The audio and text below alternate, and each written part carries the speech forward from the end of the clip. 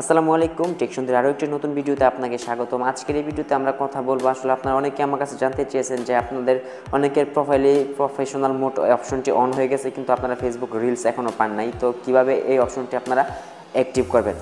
তো দেখা যায় অনেকের প্রোফাইলে কিন্তু অনেক দিন হয়ে গেছে ফেসবুক প্রফেশনাল মোডটি অ্যাক্টিভ হয়েছে, কিন্তু রিলস অপশনটি আসে নাই।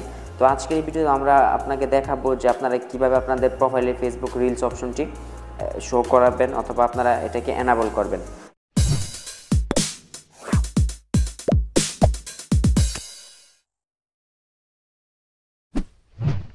ওকে, তো ফেসবুকে চলে আসলাম। আমার এই আইডিতে কিন্তু অলরেডি প্রফেশনাল মোড অ্যাক্টিভ হয়ে গেছে। তো কিন্তু আমি এখান থেকে দেখেন আমি কিন্তু রিলস অপশনটি পাই নাই। তো এখান থেকে রিলস অপশন শো করছে না। যদি আপনার অ্যাকাউন্টে রিলস অপশন শো করতো তাহলে ঠিকই অংশটাতে আপনার রিলস অপশনটি দেখতে পাতেন। তো দেখতে পাচ্ছেন আমার এখানে কিন্তু কোনো রিলস অপশন নেই।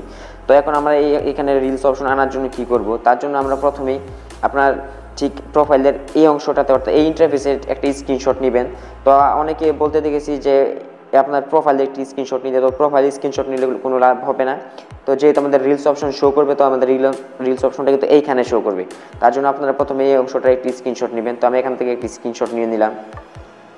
ওকে, তারপরে এখান থেকে আমরা চলে আসবো যে প্রোফাইল আইকনটি দেখতে পাচ্ছেন, আমরা এই প্রোফাইল আইকনে ক্লিক করবো এবং প্রোফাইল আইকনে ক্লিক করার পরে আমরা এখান থেকে নিচের দিকে চলে আসবো এবং এইখানে আসার পরে আমরা সাপোর্ট অ্যান্ড হেল্প একটি অপশন পেয়ে যাবো, আমরা এইটাতে ক্লিক করে দেবো। তারপরে এইখান থেকে আমরা রিপোর্ট এ প্রবলেম একটি অপশন পেয়ে যাবো। তো আমরা এখান থেকে রিপোর্ট এ প্রবলেম অপশনটিতে ক্লিক করে দেবো।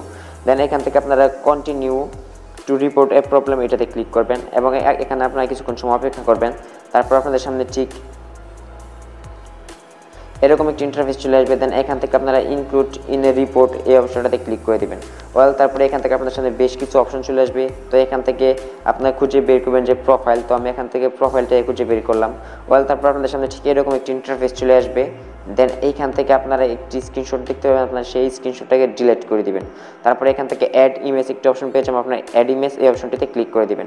তারপরে আপনারা আপনাদের প্রোফাইলে যে স্ক্রিনশটটি নিয়েছিলেন সেই স্ক্রিনশটটি এখানে দেখতে পাবেন, আপনার স্ক্রিনশটটি এখান থেকে অ্যাড করে নেবেন। তারপরে আপনার উপর দিকে একটি বক্স দেখতে পাবেন যেখানে লেখা আছে ডিসক্রাইব দ্য ইস্যু। তো এখান থেকে আপনারা আপনাদের যে সমস্যাটি আছে সেই সমস্যাটির কথা উল্লেখ করবেন।